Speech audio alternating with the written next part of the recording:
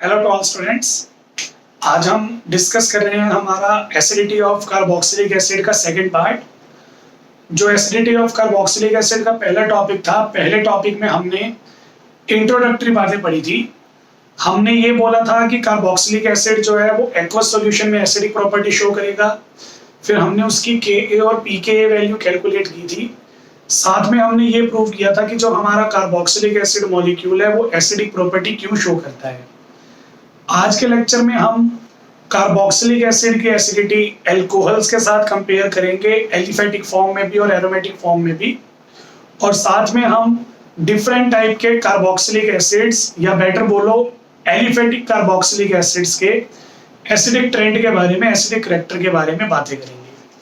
तो आज का हमारा लेक्चर है acidic character of carboxylic acids, और ये हमारा सेकंड लेक्चर है इस टॉपिक पे। पहले लेक्चर में मैंने इंट्रोडक्टरी बातें बताई, जैसा कि मैं बता चुका हूं। सेकंड लेक्चर अब कर रहे हैं। तो हमें सबसे पहले बात करनी है एलिफेटिक कार्बोक्सिलिक एसिड की। जो हमारे एलिफेटिक कार्बोक्सिलिक एसिड है वो ज्यादा एसिडिक होते हैं as compare to aliphatic alcohols. जो एलिफेटिक कार्बोक्सिलिक एसिड हैं वो ज्यादा एसिडिक हैं as compare to aliphatic alcohols. ये कैसे देखो, जो एलिफेटिक कार्बोक्सिलिक एसिड हैं उनकी आयनाइजेशन में रिप्रेजेंट कर सकता हूं ऐसे। जो एलिफेटिक कार्बोक्सिलिक एसिड है वो ऐसे आयनाइज होंगे, मतलब एक तो प्रोटॉन रिलीज होगा और साथ में बनेगा कार्बोक्सिलेट आयन। अब यहाँ पे जो कार्बोक्सिलेट आयन बनाते हैं कार्बोक्सिलिक एसिड मॉलिक्यूल, ये कार्बोक्सिलेट आयन हमारा रेजोनेंस स्टेबलाइज्ड होता है। कैसे है रेजोनेंस स्टेबलाइज्ड, देखो ये आया कार्बोक्सिलेट मॉलिक्यूल, नेगेटिव चार्ज बनाएगा बॉन्ड और बॉन्ड बनाएगा नेगेटिव चार्ज। तो हमारे पास आ जाएगा हमारा कार्बोक्सिलेट आयन का रेजोनेटिंग स्ट्रक्चर। रेजोनेटिंग स्ट्रक्चर्स में आप देखो कोई भी चार्ज सेपरेशन नहीं है, सिर्फ नेगेटिव चार्ज है, कोई पॉजिटिव चार्ज नहीं है, ना तो यहाँ पे कोई चार्ज सेपरेशन है। और उसके अलावा दोनों स्ट्रक्चर जो हैं वो इक्वली कंट्रीब्यूटेड है, क्योंकि दोनों स्ट्रक्चर जो हैं वो बिल्कुल सेम है। लेकिन अगर मैं यहाँ पे एल्कोहल्स की बात करता हूं तो एल्कोहल्स की आयनाइजेशन में रिप्रेजेंट करूंगा इस तरीके से। एल्कोहल्स में जब H पॉजिटिव रिलीज होगा बनता है RO नेगेटिव, जिसे हम एल्कोक्साइड आयन बोलते हैं। अब ये जो एल्कोक्साइड आयन है ये हमारा हाईली डिस्टेबलाइज्ड है। उसके दो रीजन है। पहला रीजन है यहाँ पे plus I effect of alkyl group. जो हमारी नेगेटिवली चार्ज ऑक्सीजन है उसके साथ एल्काइल ग्रुप अटैच है। Alkyl group plus I effect show करेगा, अपने इलेक्ट्रॉन ऑक्सीजन को देगा। ऑक्सीजन का नेगेटिव चार्ज इंक्रीज हो जाएगा, जिससे इलेक्ट्रॉन डेंसिटी इंटेंसिफाई हो जाती है, अनस्टेबल हो जाती है। अगर ऑक्सीजन की इलेक्ट्रॉन डेंसिटी इंटेंसिफाई हो जाएगी तो वो हाइड्रोजन को अपने पास वापस बुला लेगी, किसी और मॉलिक्यूल को डोनेट ही नहीं करेगी। दैट्स व्हाई एसिडिक करैक्टर कम हो जाएगा। सेकंड रीजन है यहाँ पे नो रेजोनेंस। जो हमारा कार्बोक्सिलेट आयन था वो तो फिर भी रेजोनेंस स्टेबलाइज था, लेकिन यहाँ पे वैसे भी कोई स्टेबिलिटी नहीं है रेजोनेंस जैसी। उल्टा प्लस आई इफेक्ट जो है वो इलेक्ट्रॉन डोनेशन की वजह से ऑक्सीजन के नेगेटिव चार्ज को अनस्टेबल कर रहे हैं। तो स्टेबल करने वाली रेजोनेंस तो नहीं है, लेकिन दूसरे फैक्टर की वजह से अनस्टेबिलिटी और ज्यादा बढ़ती जा रही है। दैट्स व्हाई जो हमारे एलिफेटिक अल्कोहल्स होती हैं वो वीकर अल्कोहल्स होती हैं एलिफेटिक कार्बोक्सिलिक एसिड से। तो अगर आप ओपन चेन वाले कंपाउंड्स की बात करते हो, ओपन चेन मतलब जिनमें टर्मिनल ग्रुप्स होते हैं, स्टार्टिंग पॉइंट होगा, एंडिंग पॉइंट होगा, तो हमारे जो एलिफेटिक कार्बोक्सिलिक एसिड होते हैं उनका एसिडिक करैक्टर जो है वो हमें ज्यादा मिलेगा। तो यहाँ पे मैंने एसिडिक करैक्टर जो है वो कंपेयर किया एलिफेटिक कार्बोक्सिलिक एसिड्स का। अभी एक बार बात कर लेते हैं एरोमेटिक कार्बोक्सिलिक एसिड्स के लिए भी। तो यहाँ पे मैं एसिडिक करैक्टर कंपेयर कर रहा हूं एरोमेटिक कार्बोक्सिलिक एसिड का जिसे हम बेंजोइक एसिड भी बोल देते हैं। बेंजोइक एसिड और एरोमेटिक अल्कोहल का, जिसे हम फिनॉल भी बोल देते हैं। तो अगर मैं बेंजोइक एसिड और फिनॉल का एसिडिक कैरेक्टर कंपेयर करता हूं तो मैंने फिर से यही देखा, बेंजोइक एसिड जो है वो फिनॉल से ज्यादा एसिडिक है। बेंजोइक एसिड का एसिडिक कैरेक्टर ज्यादा होता है, फिनॉल का एसिडिक कैरेक्टर कम होता है। कैसे, वो देखो। बेंजोइक एसिड जब H+ रिलीज करेगा, H+ रिलीज करके कार्बोक्सिलेट आयन बनाएगा, जैसे मैंने पहले बनाया था, और ये कार्बोक्सिलेट आयन हमारा रेजोनेंस स्टेबलाइज्ड है। तो ये रेजोनेटिंग स्ट्रक्चर बना दिए मैंने। 2 रेजोनेटिंग स्ट्रक्चर बनेंगे हमारे बेंजोइक एसिड के। सेम केस मैंने फिनॉल में पढ़ा। फिनॉल में जब H+ रिलीज होता है तो हमारे पास बनता है फिनॉक्साइड आयन, इसे फिनॉक्साइड आयन बोलते हैं। ये भी रेजोनेंस स्टेबलाइज्ड है। तो यहाँ पे रेजोनेंस होगी, बेंजीन भी रेजोनेंस में इन्वॉल्व होगा। 5 स्ट्रक्चर बनेंगे। उन 5 स्ट्रक्चर्स में आप देखोगे ऑक्सीजन का जो नेगेटिव चार्ज है वो बेंजीन पे डीलोकलाइज्ड हो चुका है। तो ये 3 स्ट्रक्चर आ गए हमारे पास। ये मैंने यहाँ पे बना दिया 4th स्ट्रक्चर। लास्ट स्ट्रक्चर आएगा हमारे पास, नेगेटिव चार्ज यहाँ पे बॉन्ड बनाएगा, बॉन्ड यहाँ पे जाके नेगेटिव चार्ज। तो ये आ जाएगा अपने पास ऑक्सीजन पे नेगेटिव चार्ज। तो फिनॉल के केस में 5 रेजोनेटिंग स्ट्रक्चर बनते हैं और बेंजोइक एसिड के केस में 2 ही स्ट्रक्चर बनते हैं। हमने +1 क्लास से ये चीज सुनी हुई है कि अगर आपको ये पता करना है कौन सा मॉलिक्यूल ज्यादा स्टेबल है तो वहां पे number of resonating structure count करो। फिनॉल के 5 रेजोनेटिंग स्ट्रक्चर हैं, बेंजोइक एसिड के तो 2 ही बने थे। इसका मतलब फिनॉक्साइड आयन ज्यादा स्टेबल होना चाहिए, ज्यादा एसिडिक होना चाहिए, पर ऐसा तो मैंने नहीं बोला। माना फिनॉल के नंबर ऑफ रेजोनेटिंग स्ट्रक्चर ज्यादा है, लेकिन वहां पे और भी फैक्टर रोल प्ले करती हैं। वो देखो कैसे। बेंजोइक एसिड ने 2 ही स्ट्रक्चर बनाए, लेकिन वो 2 स्ट्रक्चर जो हैं वो दोनों एक दूसरे के इक्वली प्रोबेबल हैं। मींस दोनों का 50-50% कॉन्ट्रीब्यूशन है टुवर्ड्स द रेजोनेंस हाइब्रिड, क्योंकि दोनों स्ट्रक्चर जो है वो बिल्कुल सेम है। सेकंड चीज, जो हमारा नेगेटिव चार्ज है दोनों रेजोनेटिंग स्ट्रक्चर्स में, नेगेटिव चार्ज जो है वो मोर इलेक्ट्रोनेगेटिव ऑक्सीजन एटम पे है। हम रेजोनेटिंग स्ट्रक्चर जब बनाते हैं तो हमें इस चीज का ध्यान रखना होता है कि जो नेगेटिव चार्ज है वो मोर इलेक्ट्रोनेगेटिव एटम पे आना चाहिए, लेस इलेक्ट्रोनेगेटिव पे नहीं आना चाहिए। लेकिन जब मैं ये 2 बातें फिनॉल के केस में देखता हूं, भले ही फिनॉल में नंबर ऑफ रेजोनेटिंग स्ट्रक्चर ज्यादा हैं, लेकिन आप यहाँ पे मेन चीज को नोटिस करो, जो हमारा फिनॉल है उसके 5 स्ट्रक्चर इक्वली प्रोबेबल नहीं है। पहला स्ट्रक्चर और लास्ट स्ट्रक्चर जो है वो तो दोनों सेम है, एक टाइप के, और ये जो बाकी 3 स्ट्रक्चर है जहां पे बेंजीन पे नेगेटिव चार्ज है वो एक टाइप का। तो इन 5 स्ट्रक्चर्स का इक्वल कंट्रीब्यूशन नहीं होगा, इन दोनों स्ट्रक्चर्स का इक्वल कंट्रीब्यूशन होगा, इन तीनों का इक्वल कंट्रीब्यूशन होगा, लेकिन आपस में ये डिफरेंट कंट्रीब्यूशन ही करेंगे। तो इस वजह से रेजोनेंस हाइब्रिड जो है वो ज्यादा स्टेबल नहीं बनता, क्योंकि इसके जो 5 रेजोनेटिंग स्ट्रक्चर हैं वो इक्वली प्रोबेबल नहीं है। That's why equal distribution show नहीं करेंगे। सेकंड चीज आप देखो, जब मैंने फिनॉक्साइड आयन में रेजोनेंस शो की, रेजोनेंस की वजह से ऑक्सीजन का जो नेगेटिव चार्ज है वो बेंजीन पे डीलोकलाइज्ड हुआ। अब ये वैसे तो अच्छी बात थी, लेकिन यहाँ पे एक दिक्कत हो गई। इस डीलोकलाइजेशन के अंदर मैंने ये नोट किया, जो नेगेटिव चार्ज है वो मोर इलेक्ट्रोनेगेटिव ऑक्सीजन पे था, रेजोनेंस की वजह से वो लेस इलेक्ट्रोनेगेटिव कार्बन पे चला गया। तो हम ऐसे स्ट्रक्चर्स को तो प्रेफर ही नहीं करते जहां पे negative charge less electronegative atom पे हो। अभी मैं बोल के भी बता रहा था ना कि नेगेटिव चार्ज जो है वो मोर इलेक्ट्रोनेगेटिव एटम पे होना चाहिए, लेकिन फिनॉल में रेजोनेंस की वजह से negative charge less electronegative atom पे चला गया। दैट्स व्हाई उन सभी स्ट्रक्चर्स का कंट्रीब्यूशन जो है रेजोनेंस हाइब्रिड में वो कम हो गया। तो भले ही फिनॉल में 5 रेजोनेटिंग स्ट्रक्चर बनते हैं, लेकिन उन 5 रेजोनेटिंग स्ट्रक्चर्स में 2 हमारे पास कमियां हैं, 2 हमारे पास वहां पे एरर्स हैं। लेकिन ऐसी कोई भी दिक्कत हमें बेंजोइक एसिड में नहीं मिली। भले ही दो स्ट्रक्चर बनाए लेकिन वो दोनों स्ट्रक्चर हमारे इक्वली प्रोबेबल हैं और इक्वली स्टेबल हैं। दैट्स व्हाई बेंजोइक एसिड का जो एसिडिक कैरेक्टर है वो फिनोल से ज्यादा आता है।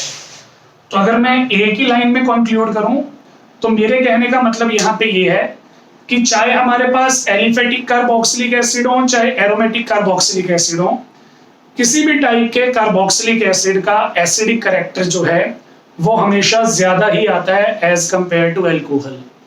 तो ये हमारे पास हमारा कंपैरिजन था, एसिडिक कैरेक्टर को कंपेयर किया हमने कार्बोक्सिलिक एसिड और अल्कोहल्स का, और हमें ये पता चला कार्बोक्सिलिक एसिड जो होती हैं वो ज्यादा एसिडिक होती हैं एज कंपेयर टू अल्कोहल। अब कार्बोक्सिलिक एसिड्स की दूसरों के साथ कंपैरिजन तो हमने कर ही ली, लेकिन हमें खुद के साथ भी कंपैरिजन करवाना है। खुद के साथ कंपैरिजन करवाने से मेरा मतलब है कि हमें ये चेक करना है कि कार्बोक्सिलिक एसिड्स को जब मैं एक कार्बोक्सिलिक एसिड को दूसरे कार्बोक्सिलिक एसिड से कंपेयर करूंगा तब एसिडिक कैरेक्टर जो है वो कैसे वेरी करेगा। तो यहां पे मैं आपको पढ़ा रहा हूं acidity of aliphatic carboxylic acids.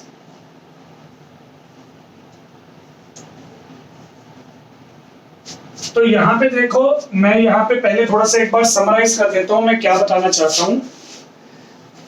हमारे पास एसिडिक कैरेक्टर शो करने के बाद कार्बोक्सिलेट आयन बचते हैं। ये कार्बोक्सिलेट आयन मैंने बना दिया। ये तभी बनेगा जब हमारा कार्बोक्सिलिक एसिड H+ प्रोड्यूस करेगा। हम ये चाहते हैं कि जो हमारा कार्बोक्सिलेट आयन है वो स्टेबल फॉर्म में रहे, क्योंकि जब तक हमारा कार्बोक्सिलेट आयन स्टेबल फॉर्म में रहेगा वो H+ को अपने पास वापस ही बुलाएगा, H+ किसी और के पास चला जाएगा, एसिडिक कैरेक्टर शो हो जाएगा। लेकिन मान लो ऐसा कोई भी फैक्टर मैंने पढ़ा या ऐसा कोई भी फैक्टर मैंने यहाँ पे अप्लाई किया जिस वजह से ऑक्सीजन का नेगेटिव चार्ज जो है वो इंटेंसिफाई हो जाए, अनस्टेबल हो जाए, तो उस केस में नेगेटिव चार्ज प्रोटॉन को वापस अपनी तरफ खींच लेगा, एसिडिक कैरेक्टर कम हो जाएगा। तो अगर मुझे कार्बोक्सिलिक एसिड्स की एसिडिक कैरेक्टर पढ़नी है तो सारा जो केस है वो कार्बोक्सिलेट आयन पे डिपेंड करता है। ऐसा कोई भी फैक्टर जो ऑक्सीजन के नेगेटिव चार्ज को स्टेबलाइज करेगा वो एसिडिक कैरेक्टर इंक्रीज करेगा, लेकिन ऐसा कोई भी फैक्टर जो ऑक्सीजन के नेगेटिव चार्ज को डिस्टेबलाइज करेगा या बोल सकते हो इंटेंसिफाई करेगा, वो एसिडिक कैरेक्टर को डिक्रीज करेगा। अब ऐसे कौन कौन से फैक्टर हैं वो मैं आपको बता रहा हूं। हम हमारे कार्बोक्सिलेट आयन के साथ कोई भी ग्रुप अटैच करेंगे तो उस ग्रुप को हम दो पार्ट्स में डिवाइड कर सकते हैं। सपोज करो मेरे पास मेरा कार्बोक्सिलेट आयन है, इसके साथ मैंने अटैच कर दिया इलेक्ट्रॉन डोनेटिंग ग्रुप, या मैं कार्बोक्सिलेट आयन के साथ क्या अटैच कर सकता हूं, इलेक्ट्रॉन विड्रॉइंग ग्रुप अटैच कर सकता हूं। तो दोनों केसेस में हम देखते हैं कि किस केस में एसिडिक कैरेक्टर कम होगा और किस केस में एसिडिक कैरेक्टर ज्यादा होगा। तो हमने ये देखा जब हम कार्बोक्सिलेट आयन के साथ इलेक्ट्रॉन डोनेटिंग ग्रुप लगाते हैं एसिडिक कैरेक्टर जो है वो डिक्रीज हो जाता है, और जब मैं इलेक्ट्रॉन विड्रॉइंग ग्रुप लगाऊंगा कार्बोक्सिलेट आयन के साथ तो हमारे मॉलिक्यूल का एसिडिक कैरेक्टर जो है वो इंक्रीज हो जाएगा।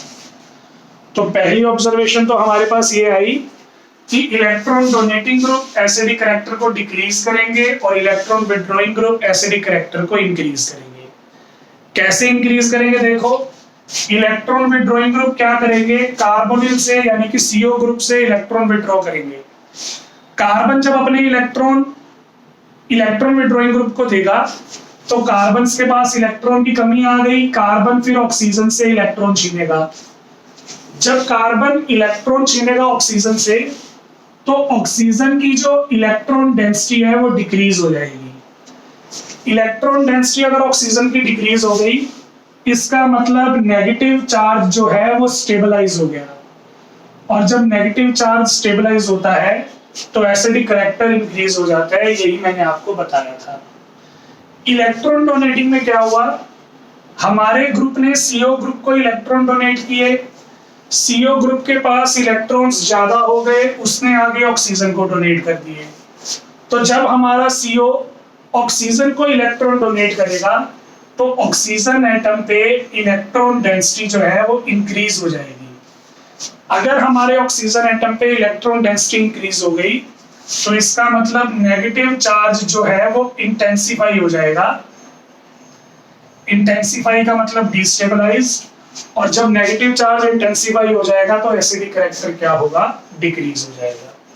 तो ये हमारे पास हमारी समरी आ गई। समरी के अकॉर्डिंग मैंने आपको बताया कि जो इलेक्ट्रॉन डोनेटिंग ग्रुप होती हैं वो एसिडिक कैरेक्टर को डिक्रीज करेंगे, और जो इलेक्ट्रॉन विड्रॉइंग ग्रुप होती हैं वो एसिडिक कैरेक्टर को इंक्रीज करती हैं। अब इसी चीज को देखो, मैं आपको आगे बता रहा हूं कुछ पर्टिकुलर एग्जांपल्स के साथ। मेरे पास सबसे सिंपल एसिड है फॉर्मिक एसिड, उसके बाद एसिटिक एसिड, उसके बाद प्रोपेनोइक एसिड, और उसके बाद बाकी डेरिवेटिव्स। ये 5 एग्जांपल एक बार मैं आपको बता देता हूं, क्लियर कट आपको समझ में आ जाएगा मैं क्या बोलना चाहता हूं। अगर आप ध्यान दो इन 5 एग्जांपल्स में, तो कार्बोक्सिलिक ग्रुप जो है वो कॉमन है। जो कॉमन ग्रुप है उसको छोड़ के बाकी के ग्रुप जो है उनको आप कंपेयर करेंगे। ये सारे के सारे हमारे डोनेटिंग ग्रुप हैं। इन सभी डोनेटिंग ग्रुप्स का प्लस आई इफेक्ट है, तो हमें ये पता होना चाहिए कि इनमें से सबसे ज्यादा प्लस आई इफेक्ट किसका है। जिसका प्लस आई इफेक्ट सबसे ज्यादा होगा वो उतने ही इलेक्ट्रॉन डोनेट करेगा, उतनी ज्यादा इलेक्ट्रॉन डेंसिटी इंक्रीज होगी, एसिडिक कैरेक्टर उतना ज्यादा ही डिक्रीज होगा। तो यहाँ पे देखो, ये टर्शरी ग्रुप है। टर्शरी ग्रुप का इलेक्ट्रॉन डोनेशन टेंडेंसी सबसे ज्यादा होता है। मैं आपको प्लस आई इफेक्ट बता रहा हूं यहाँ पे। तो टर्शरी ग्रुप का इलेक्ट्रॉन डेंसिटी जो नेचर होता है इलेक्ट्रॉन डोनेट करने वाला वो ज्यादा होता है, followed by secondary, primary, methyl, और सबसे कम डोनेटिंग है हमारा हाइड्रोजन। तो यहाँ पे जितना कम एल्काइल ग्रुप अटैच होगा हमारे कार्बोक्सिलिक एसिड के साथ, एसिडिक कैरेक्टर हमें उतना ज्यादा मिलेगा। यानी कि फॉर्मिक एसिड का एसिडिक कैरेक्टर सबसे ज्यादा है, इसके साथ कोई एल्काइल ग्रुप नहीं है। फिर इसके साथ मिथाइल ग्रुप था, इसके साथ इथाइल, इसके साथ आइसोप्रोपाइल, और इसके साथ टर्शरी ब्यूटाइल। तो ये hydrogen, methyl, primary, secondary, tertiary. जहां पे डोनेशन सबसे ज्यादा होगी यानी कि टर्शरी में, एसिडिक कैरेक्टर जो है उतना कम होगा।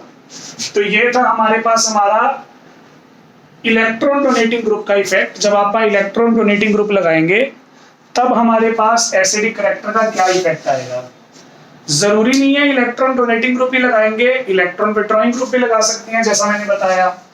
तो यहाँ पे मैं आपको इलेक्ट्रॉन विड्रॉइंग ग्रुप के कुछ एक एग्जांपल देता हूं। जैसे मेरे पास मॉलिक्यूल था एसिटिक एसिड, मैंने इसका एक हाइड्रोजन रिमूव करके वहां पे -I वाला ग्रुप लगा दिया, सपोज करो क्लोरीन लगा दिया। अब यहाँ पे देखो क्या होगा, जो क्लोरीन है वो कार्बन से इलेक्ट्रॉन विड्रॉ करेगा, कार्बन आगे कार्बोक्सिलिक एसिड मॉलिक्यूल से इलेक्ट्रॉन विड्रॉ करेगा, यानी कि नेगेटिव चार्ज को स्टेबलाइज करेगा। और जब नेगेटिव चार्ज ऑक्सीजन का स्टेबलाइज होगा तो एसिडिक कैरेक्टर ऑटोमेटिकली इंक्रीज हो जाएगा। मतलब यहाँ पे अपने पास कार्बोक्सिलिक के साथ डोनेटिंग ग्रुप है, और यहाँ पे मैंने कार्बोक्सिलिक के साथ वाले कार्बन पे विड्रॉइंग ग्रुप लगा दिया। विड्रॉइंग ग्रुप जो है वो -I इफेक्ट शो करके नेगेटिव चार्ज को स्टेबलाइज करेगा, एसिडिक कैरेक्टर इंक्रीज कर देगा। तो यहाँ पे क्लोरीन वाले एग्जांपल में एसिडिक कैरेक्टर आपको ज्यादा मिलेगा। अब यहाँ देखो, ये मेरे पास एक एग्जांपल है और ये मेरे पास दूसरा एग्जांपल है। दोनों केसेस में मैंने हेलोजन लगाया हुआ है, लेकिन दोनों हेलोजन हमारे अलग अलग हैं। तो यहाँ पे आप क्या बोलोगे, जिसका -I इफेक्ट ज्यादा होगा यानी कि ग्रेटर होगा, उसका एसिडिक कैरेक्टर जो है वो इंक्रीज होगा, मतलब ज्यादा आएगा। तो यहाँ पे देखो, ये वाला फ्रेगमेंट तो सेम है दोनों में। इसमें मैंने फ्लोरीन लगाया हुआ था, इसमें आयोडीन। बाय डिफॉल्ट आपको पता है कि फ्लोरीन की इलेक्ट्रोनेगेटिविटी ज्यादा होती है, इस वजह से उसका -I इफेक्ट भी ज्यादा होगा, ज्यादा इलेक्ट्रॉन विड्रॉ करेगा, एसिडिक कैरेक्टर ज्यादा आएगा। ये एसिडिक कैरेक्टर जो है ये आप number of electron withdrawing groups को इंक्रीज करके भी बढ़ा सकते हो। देखो जैसे यहाँ पे मैंने एक इलेक्ट्रॉन विड्रॉइंग ग्रुप लगाया, फिर अगले एग्जांपल में मैंने 2 इलेक्ट्रॉन विड्रॉइंग ग्रुप लगाए, फिर उससे अगले एग्जांपल में मैंने 3 इलेक्ट्रॉन विड्रॉइंग ग्रुप लगाए। तो जितने ज्यादा इलेक्ट्रॉन विड्रॉइंग ग्रुप लगाएंगे उतना ज्यादा ऑक्सीजन का नेगेटिव चार्ज स्टेबलाइज होगा, एसिडिक कैरेक्टर उतना ज्यादा इंक्रीज हो जाएगा। तो ये हमारे पास हमारे कुछ एक फैक्टर थे। एक लास्ट फैक्टर इसमें मैं और ऐड कर देता हूं, डिस्टेंस का फैक्टर। आपको पता है जो हमारा इंडक्टिव इफेक्ट है, जिसे हम फील्ड इफेक्ट भी बोलते हैं, डिस्टेंस डिपेंडेंट है। जैसे जैसे हमारे -I या +I वाले ग्रुप का डिस्टेंस इंक्रीज होता जाएगा मेन ग्रुप से, वैसे वैसे जो इंडक्टिव इफेक्ट है वो कम हो जाता है।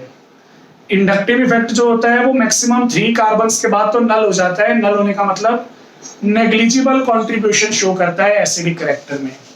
तो यहां देखो मेरे पास ये एक मॉलिक्यूल था, इस मॉलिक्यूल में ये हमारा मेन ग्रुप है, उससे अगला कार्बन अल्फा कार्बन पे फ्लोरीन लगाया मैंने। फिर मैं दूसरा बार क्या कर सकता था, बीटा कार्बन पे फ्लोरीन लगा सकता था, और फिर मैं फाइनली क्या कर सकता था, गामा कार्बन पे क्लोरीन लगा सकता था। तो यहाँ पे मॉलिक्यूलर फॉर्मूला तो तीनों का सेम है, बस फ्लोरीन की पोजीशन मैंने अलग अलग कर दी। पहले वाले एग्जांपल में फ्लोरीन जो है वो फंक्शनल ग्रुप के सबसे पास है, लेकिन नेक्स्ट एग्जांपल्स में फ्लोरीन का जो डिस्टेंस है वो कार्बोक्सिलिक एसिड के कंपैरिजन में बढ़ता जा रहा है। तो यहाँ पे आप क्या देखोगे, जो हमारा सबसे करीब वाला हाइड्रोजन एटम था उसका एसिडिक कैरेक्टर ज्यादा होगा, और जैसे जैसे हमारा डिस्टेंस बढ़ता जाएगा, यहाँ पे 2 कार्बन्स का गैप आ गया, यहाँ पे 3 कार्बन्स का गैप आ गया। तो जैसे जैसे डिस्टेंस बढ़ता जाएगा वैसे वैसे एसिडिक कैरेक्टर क्या होता जाएगा, कम होता जाएगा। तो इसका एसिडिक कैरेक्टर सबसे कम है क्योंकि ग्रुप का कार्बोक्सिलिक एसिड से डिस्टेंस सबसे ज्यादा, और यहाँ पे डिस्टेंस सबसे कम है, तो एसिडिक कैरेक्टर सबसे ज्यादा। ये हमारे पास हमारा एसिडिक कैरेक्टर था एलिफेटिक कार्बोक्सिलिक एसिड्स का। अब इस चैप्टर का एक ही लेक्चर बचा है, acidity of aromatic carboxylic acids, discuss करेंगे नेक्स्ट लेक्चर में। Thank you.